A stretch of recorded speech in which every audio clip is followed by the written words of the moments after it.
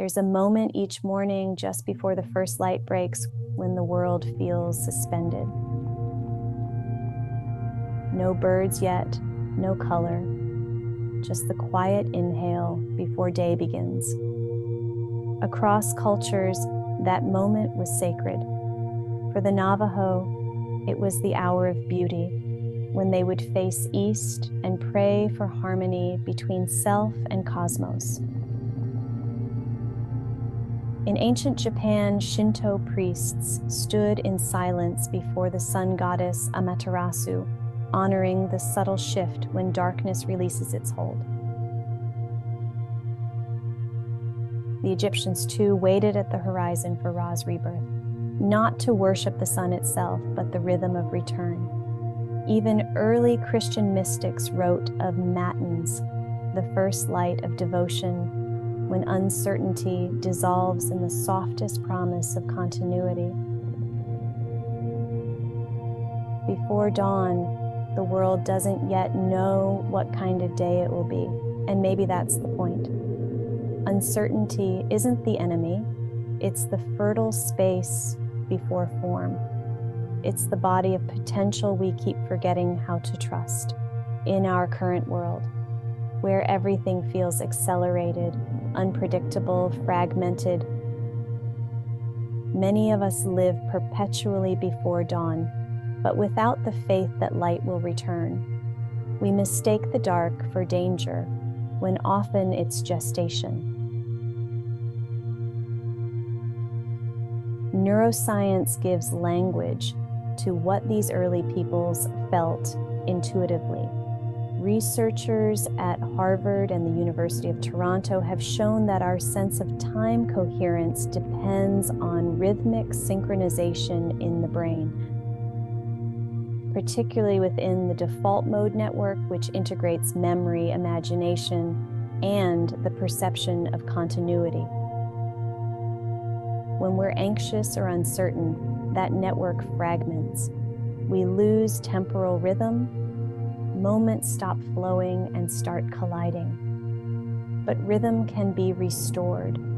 Studies on circadian regulation and light exposure, people like Cheisler and colleagues, show that dawn light recalibrates the body's internal clock, stabilizing mood and attention. It turns out that even the anticipation of morning light, simply orienting the gaze toward brightness, begins that reset.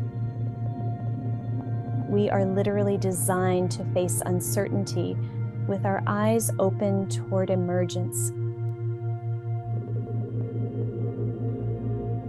So let's practice that together. If you can, find a comfortable seat.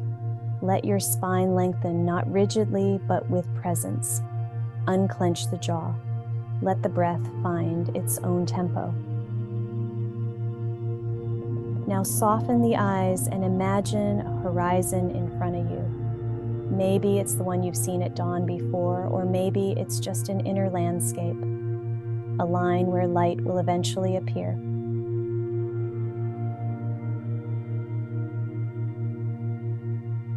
Let your gaze rest there, soft but steady. Breathe in through the nose, slow and easy. Exhale through the mouth.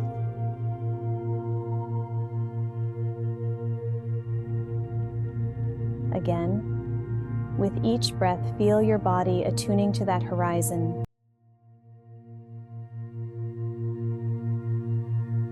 Your mind quieting, your breath sinking, your nervous system remembering the tempo of emergence.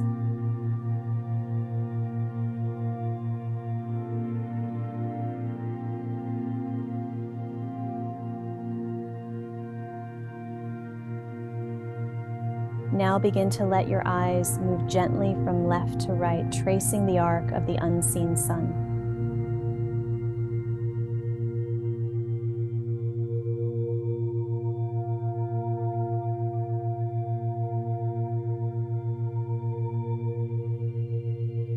Do it slowly, deliberately, as if your gaze could invite the light itself. Inhale, left to right. Exhale, right to left.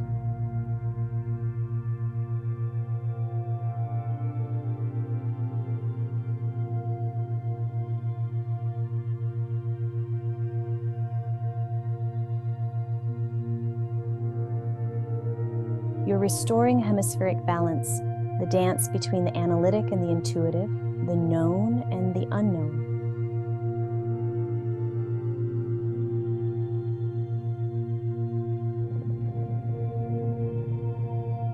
This gentle bilateral gaze communicates to your brainstem that it's safe to rest between opposites.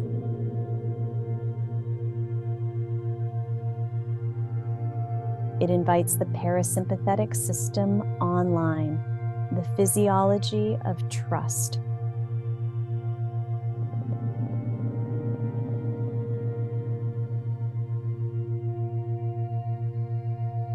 Now let your eyes return to center.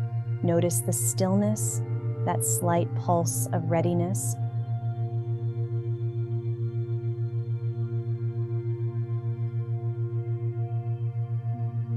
Not certainty, but calm expectancy.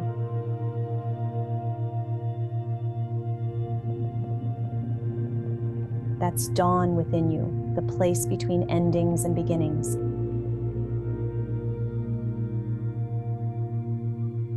Every tradition found hope in that first light because it reflected something deeper.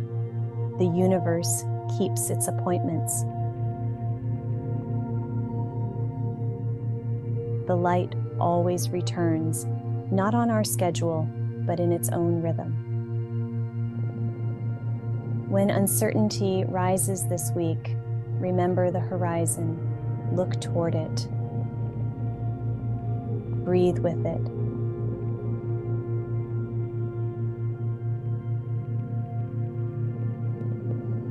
Let your attention follow that slow arc of light inside you.